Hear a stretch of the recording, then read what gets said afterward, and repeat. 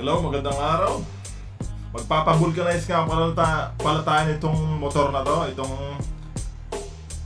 rear wheel, itong sa likod. Kasi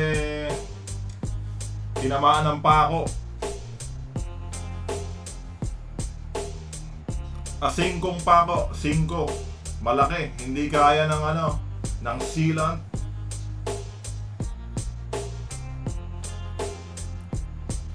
Hindi rin kaya ng pasak. Kaya tatanggalin natin.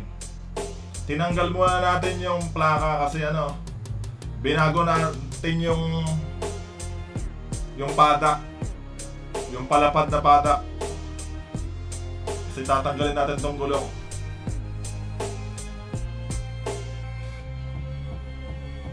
Kaya nga pala tatanggalin natin tong gulong na to.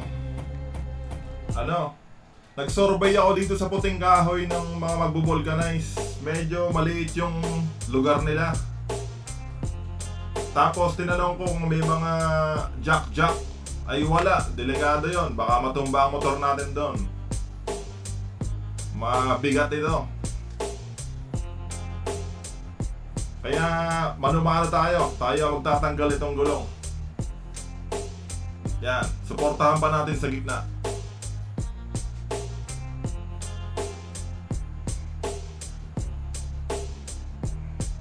Yan. 5 pako, ang laki ng tumama rito. Hindi kaya ng sealant.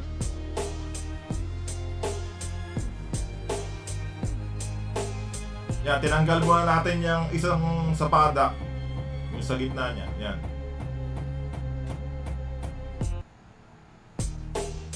Yan, tanggalin natin.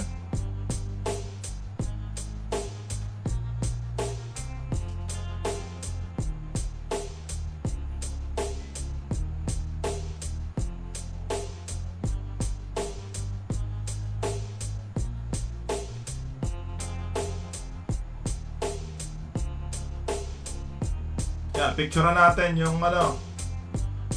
yung tamang position niya. Para mamaya pagkabit natin ay alam pa natin. Para naka-align pa rin yung kadena. Luwagan natin.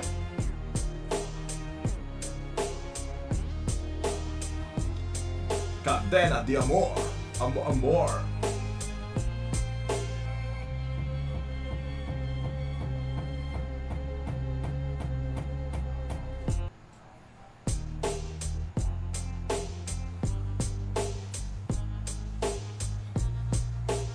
Ito nga pala yung ating gamit, itong front stand, itong padak, rear,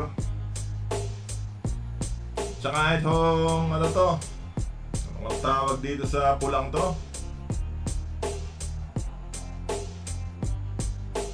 Ito nga ba yun?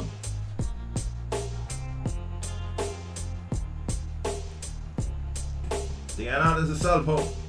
Ano bang tawag yan?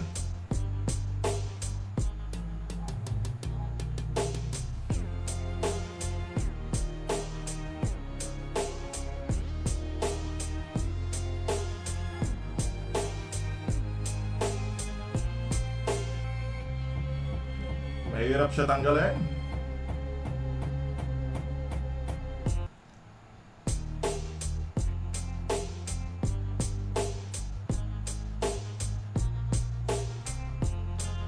Crank stand, yan pulang yan.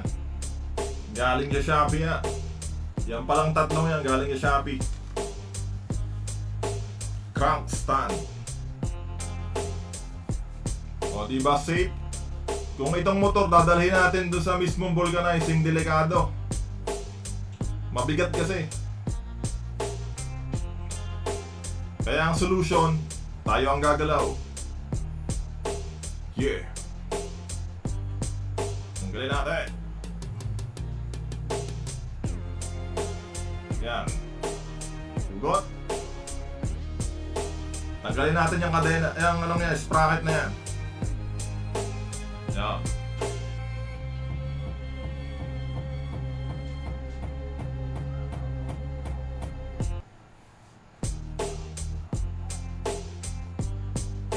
Yan, natanggal na. Natanggalan natin yung sprocket, yan o. Hindi kasama yan.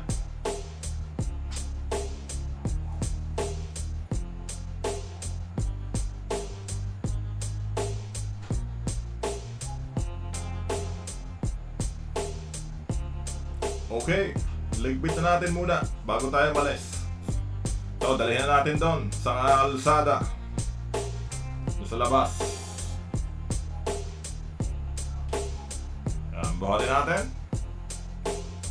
Hindi kaya ng pasak at saka sealant. Ang solution, vulcanize talaga. Okay, nandito na tayo sa kalsada.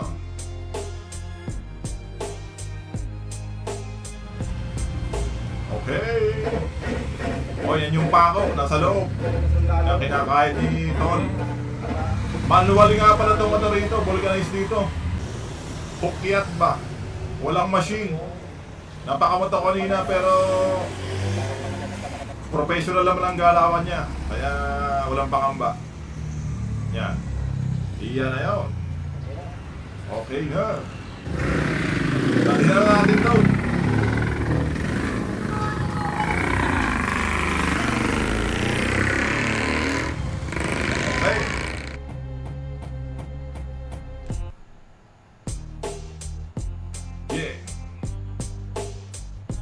Yan nga pala yung tama ng gulong.